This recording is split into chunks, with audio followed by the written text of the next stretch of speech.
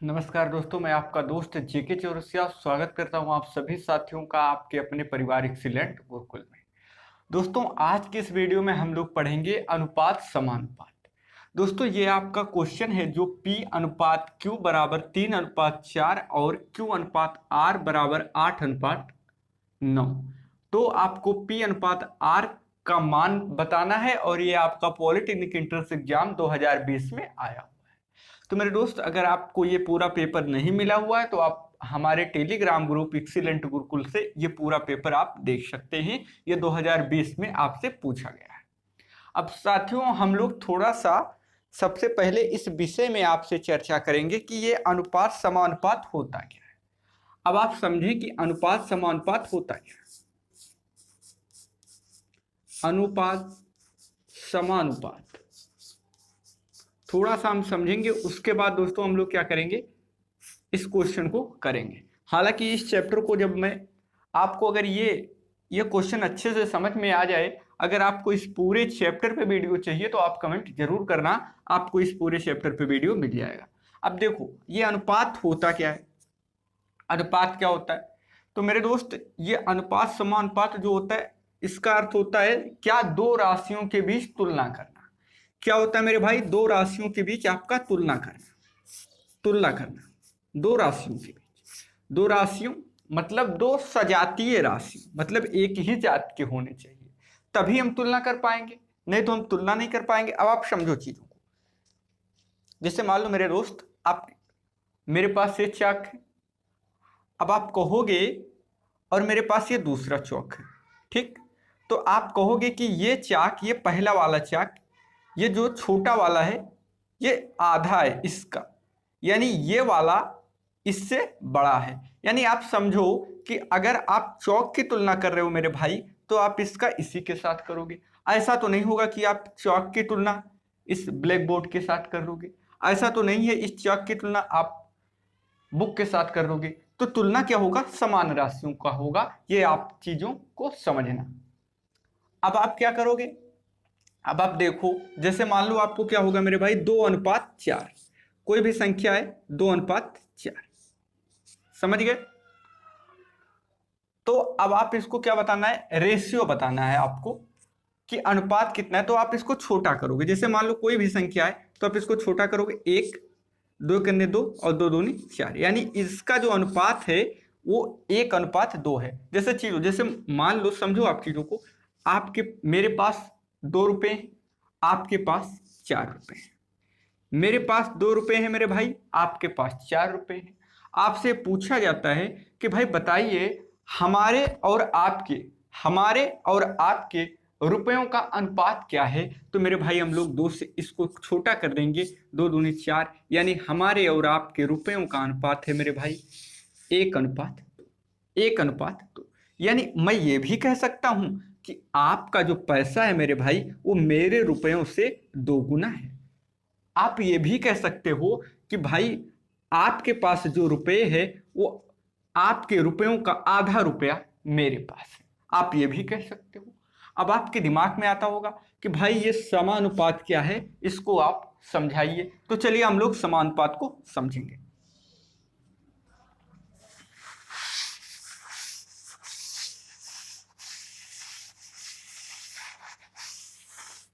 मेरे दोस्त, इसको तो हम जब दो राशियों की तुलना करते हैं मेरे भाई, दो यूनिट की तुलना करते हैं, हमने 2 रुपये 4 रुपये का तुलना कर दिया, यानी 2 यूनिट का तुलना कर दिया, तो ये क्या कहलाया, अनुपात कहलाया। लेकिन हम जब दो अनुपातों का तुलना करते हैं, यानी जैसे मान लो 10:20, 10:20 इस टाइप का है, तो जब आप इसका तुलना करोगे, ये दोनों अनुपातों का तुलना करोगे, तो ये क्या कहलाएगा, समानुपात।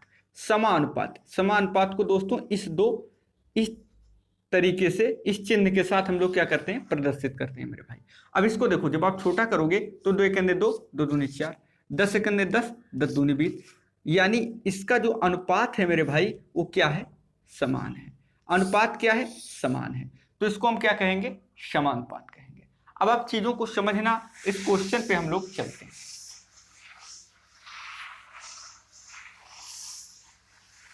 मेरे भाई ये क्वेश्चन आपके पॉलिटेक्निक एंट्रेंस एग्जाम में 2020 में आ गया। तो हम लोग ये मान के चलते हैं कि ये जो अनुपात समानुपात का ये चैप्टर है, ये आपको 4 नंबर दिला सकता है। कितना दिला सकता है मेरे भाई? 4 नंबर। अब आप 4 नंबर के लिए आपके दिमाग में आता होगा कि भाई 4 नंबर के लिए इसे क्यों पढ़े? तो देखो, बूंद बूंद से खारा बढ़ता है।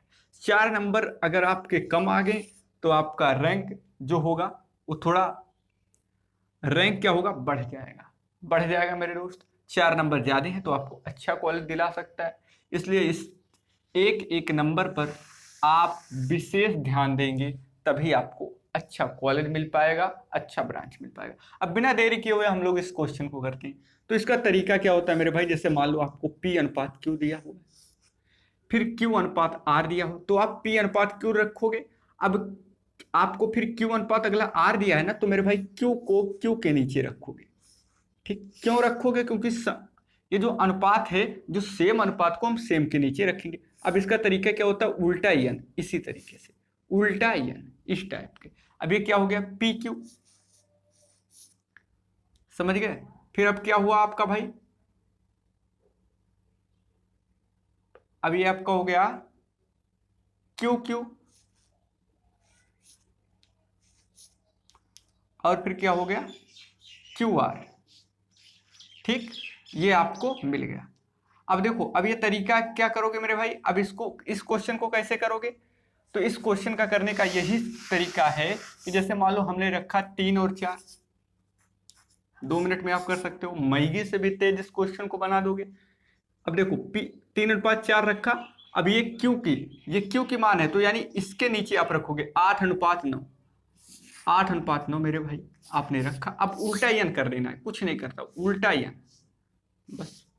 अब देखो ये कितना हो गया? 8 त्रिक 24, इसका इसमें गुणा करोगे तो 4 8 32 और 4 9 36। अब आपको क्या मिल गया? अब आपको मिल गया मेरे भाई, आपसे पूछा ये आपका P है, ये आपका Q है, ये आपका R है। ये P है, ये Q है, ये R है। अब आपसे पूछ रहा है P और R का अनुपात बराबर होगा, तो P का मान कितना है मेरे भाई? 24। R यहां से कितना है? 36। अब आप क्या करोगे? अब आप इसको काट कर छोटा करोगे। कैसे छोटा करोगे? देखो, आप इसको आप इसको पहले 2 से करो। अगर नहीं समझ में आ रहा, ज्यादा नहीं, जैसे देखो, जब ज्यादा रास्ता ना दिखाई दे तो छोटा छोटा रास्ता चलोगे तो अपने आप दिखेगा। 2 से करोगे तो 12 आएगा, 18 आएगा। फिर आप 2 से करोगे तो 6 आएगा मेरे भाई।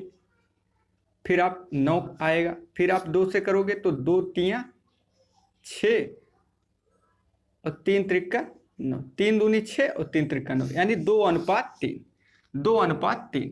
तो मेरे भाई P और R का अनुपात क्या हो जाएगा? तो आपके क्वेश्चन का आंसर हो जाएगा 2 अनुपात 3। समझ गए होंगे आप इस क्वेश्चन को अच्छे से। बस इतना ही करना था और कुछ करना ही नहीं था, सिंपल सा सवाल था, आपको 4 नंबर दे जाता। अब देखो, इसी पर हम लोग एक और टाइप का क्वेश्चन देखते हैं, सेम टाइप का, लेकिन क्वेश्चन जो यहाँ संख्या है वो थोड़ा चेंज करके देखते हैं।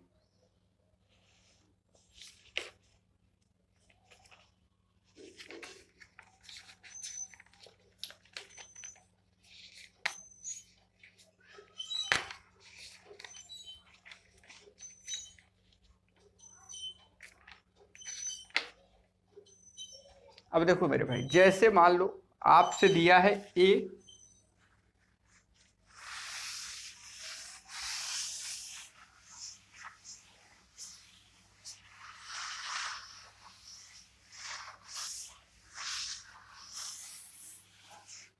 ऐसा नहीं है कि हमेशा आपके क्वेश्चन में P Q आएगा, A B भी आ सकता है। देखो कैसे आएगा मेरे भाई, A अनुपात B आपको दिया रहेगा, A अनुपात B बराबर 3 अनुपात 4, समझ गए?